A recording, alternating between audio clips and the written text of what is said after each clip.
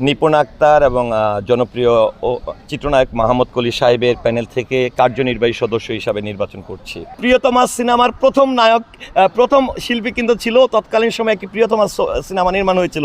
এই সময়ে প্রিয়তমা নামের সিনেমাতে জনপ্রিয় চিত্রনায়ক শাকিব খানও কিন্তু অভিনয় করেছেন। মিশা ভাইও তার জীবনের প্রথম কিন্তু অভিনয় শুরু করে চিত্রনায়ক হিসাবে। আমি তুফান ছবিটিও আমি আমার মায়ের সঙ্গে দেখেছিলাম যখন পরিবেশ পরিস্থিতি ছিল পরিবার নিয়ে হলে দেখার মতন। আমি 2024-26 বাংলাদেশ চলচ্চিত্র শিল্পী সমিতির এবারে নির্বাচনে নিপুণ আক্তার এবং জনপ্রিয় চিত্রনায়ক মাহমুদ কলি সাহেবের প্যানেল থেকে কার্যনির্বাহী সদস্য হিসাবে নির্বাচন করছি।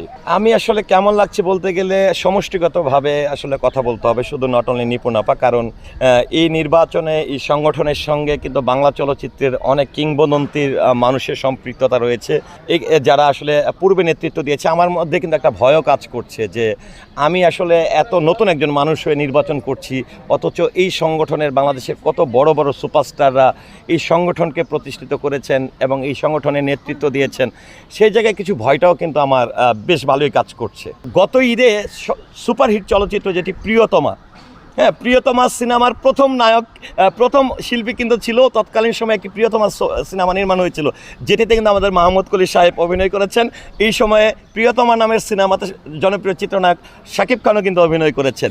তো এই যে একটা মজা। আরেকটি বিষয় হচ্ছে যে অন্যদিকে যে এরকমটা মিশা ভাই যেরকম বললেন, মিশা ভাইও তার জীবনের প্রথম কিন্তু অভিনয় শুরু করে চিত্রনায়ক হিসাবে।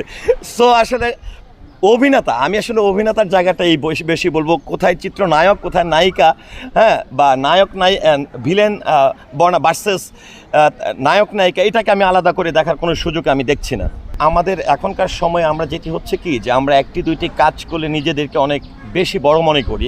আজকে যদি আমাকে বলা হয় যে আপনি কেন মাহমুদ কলিকে পছন্দ করেন, আমি কিন্তু তার অভিনীত, আমার মনে আছে যে বাংলাদেশ নৌবাহিনীর যে মিরপুর 14 নাম্বারে যে সিনেমা হলটি রয়েছে, সেখানে তার অভিনীত আমি তুফান ছবিটিও আমি আমার মায়ের সঙ্গে দেখেছিলাম যখন পরিবেশ পরিস্থিতি ছিল পরিবার নিয়ে হলে দেখার মতন। যাদেরকে আসলে হলে যে কষ্ট করে দেখেছি, তাদের সংগঠনে নির্বাচন করছি, এটি আসলে আমাদের সময়টি খারাপ।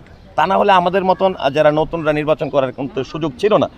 কিন্তু অনেক সিনিয়র শিল্পীরা অভিমান করে হোক, বয়সের কারণে হোক, অনেকেই প্রয়াত হয়েছেন, আবার অনেকেই আসলে সংগঠনের কাজে আসছেন না। কিন্তু তাদের অস্তিত্ব ধরে রাখার দায়িত্ব আমি মনে করি আমাদের বর্তমান সময়ের আমরা যারা আছি সেই জায়গা থেকে আমার প্রত্যাশা এবং আমার বিশ্বাস, আমি সিনিয়রদের প্রতি এবং সকল শিল্পীদের প্রতি শ্রদ্ধা রেখে আমি সংগঠনের জন্য কাজ করতে পারবো। এবারে মেম্বার হতে যে তারা জানতেনই না যে আমার 5টি ছবি কিভাবে হয়েছে। তো 5টি ছবি সম্পর্কে আপনার অনেকেই, কারণ এই যে ইউটিউবে বা আপনাদের অনলাইনের মাধ্যমে অনেকেই প্রশ্ন করবে এই ছেলেটিকে, তাকে তো চিনি না। দেখেন আসলে এমন একটি সময়ে আমরা চলে এসেছি, খুবই খারাপ সময়ে। 10টি ছবি করলেও আগেকার যারা ছোট্ট একটি চরিত্রে অভিনয় করতো তাদেরকে এখনও রাস্তায় বের হলে চিনে, কিন্তু আমরা 10টি ছবির চিত্রনায়ক হিসাবে কাজ করলেও কিন্তু চিনে না। কিন্তু আমরা যেই মানে এই ইন্ডাস্ট্রির সঙ্গে যুক্ত আছে, যারা ইন্ডাস্ট্রিতে কাজ করে, তারা কিন্তু আমাদেরকে চিনে। 1932 সালে আমার জানা মতে যে বলিউড হলিউড সব জায়গায় কিন্তু এই শিল্পীদের যে সাংগঠনিক অবকাঠামো সেটি শুরু হয়। সেই সূত্র ধরে 1984 সালে বাংলাদেশের প্রথম শিল্পী সমিতিটি সংগঠিত হয় এবং তাই সেই সমিতির প্রথম সভাপতি ছিলেন বাংলা চলচ্চিত্রের অহংকার নায়করাজ রাজ্জাক সাহেব। তিনি মাত্র 3 বছর 3 মাস তিনি কিন্তু এই সমিতিরও দায়িত্ব পালন করেছিলেন।